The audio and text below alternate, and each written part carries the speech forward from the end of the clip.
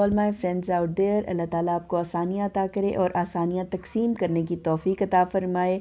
उम्मीद करती हूँ कि रमज़ान के बाबरकत महीने की बरकतें इकट्ठे करने में हम सब मसरूफ़ अमल होंगे।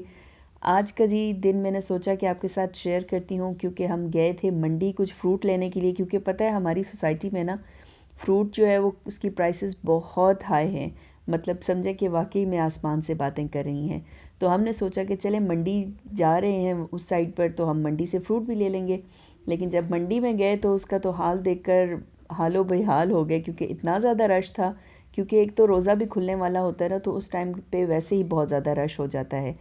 और हम गए भी थोड़ा शाम के टाइम थे, तो इस वजह से ऐसा ही हुआ। लेकिन अल्लाह का शुक्र है कि खैर खैरियत से वापसी हो गई। अब के बार में जो रमज़ान की एक बहुत चेंज चीज़ है वो ये है कि मेरी बेटियां मेरी हेल्प करती हैं अफ्तारी बनाने में। और यकीन माने मैं बहुत इंजॉय भी कर रही हूँ इस चीज़ को। और मैं इतना थकती भी नहीं हूँ, क्योंकि आपको एक हेल्पिंग हैंड मिल जाते हैं ना।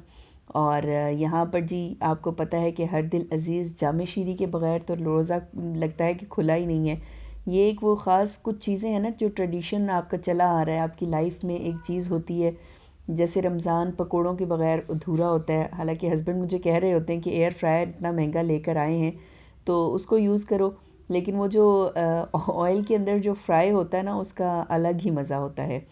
और फिर एक और चीज़ है चिप्स। जी हाँ, हम अपने बचपन में रमज़ान में चिप्स खाते होते थे, और अब मेरे बच्चे भी जो है ना अफ्तारी में इंतज़ार करते हैं कि उनको भी फ्राइज़ मिलें। तो मैं भी साथ साथ जो है वो लगी हुई थी। मैंने कहा कि चलो मैं जल्दी से पोटैटोज़ पील करके और फ्रेंच फ्राइज़ बना देती हूँ। और बिया जो थी वो साथ साथ में बना रही थी जामे शीरी। और खजूरें वगैरह और ये बर्तन लगाना, ये सब इस तरह के छोटे छोटे से काम जो है ना, वो आप भी बच्चों से करवाया करें, बच्चियों से करवाया करें, बल्कि लड़के लड़कियां दोनों, बेटे बेटियां दोनों से करवाया करें।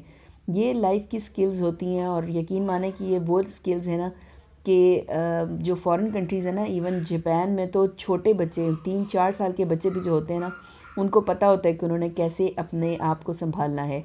हम ज़रा अपने बच्चों को पैम्पर्ड रखते हैं, तो इस वजह से थोड़ा सा फिर बाद में मसले मसाइल भी हो जाते हैं। इसलिए कोशिश किया करें कि बच्चों को साथ में लेकर चलें। बारिश का मौसम इस्लामाबाद में था, और बारिश हो और साथ में पकवान ना बने, ये कैसे हो सकता है। तो फिर मैंने सोचा कि आज सालन के बजाय, वैसे तो सालन सिर्फ हस्बैंड ही खाते हैं, लेकिन मैंने सोचा कि आज ऐसे करते हैं कि पुलाव बना लेते हैं और साथ ही साथ में बना लेते हैं ज़र्दा। ज़र्दा जो है वो लास्ट टाइम तो मैंने वो मुतंजन बनाया था, जो 2-3 कलर्स को डाल के मिक्स करके बनता है, लेकिन वो मुझे कोई इतना मज़े का नहीं लगा। मुझे लगा कि येलो वाला ज़्यादा मज़े का लगेगा। तो इस वजह से मैंने येलो वाले कलर के साथ ज़र्दा बनाया। और साथ ही साथ ये जो काली वाली किशमिश है ना, ये मुझे बहुत अच्छी लगती हैं, वो मैंने ऊपर डाल दी। और अब मैं इसको लगा दूंगी दम। और जब तक ये दम पर होगा, साथ साथ में मैं बाकी काम अपने समेट लूँगी।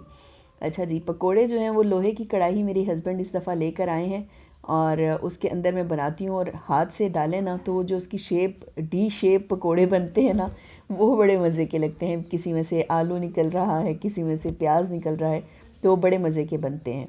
और साथ ही साथ मेरी छोटी बेटी कैसे पीछे रह सकती थी, उसका पसंदीदा मशगला जिसको कहना चाहिए ना, वो है मिक्सिंग।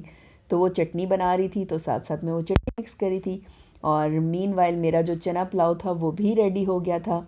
और उसके बाद फिर हमने सोचा कि चलें अब अफ्तारी कर ली है, तो हम हस्बैंड के फ्रेंड ही थे, उनकी तरफ हमें जाना था, तो हमने सोचा कि हम आई एट से केक भी ले लेते हैं। लेयर्स के केक्स बड़े मज़े के हैं, जूसी भी होते हैं और फ्रेश भी होते हैं, और अच्छा खासा रश भी वहाँ पर होता है।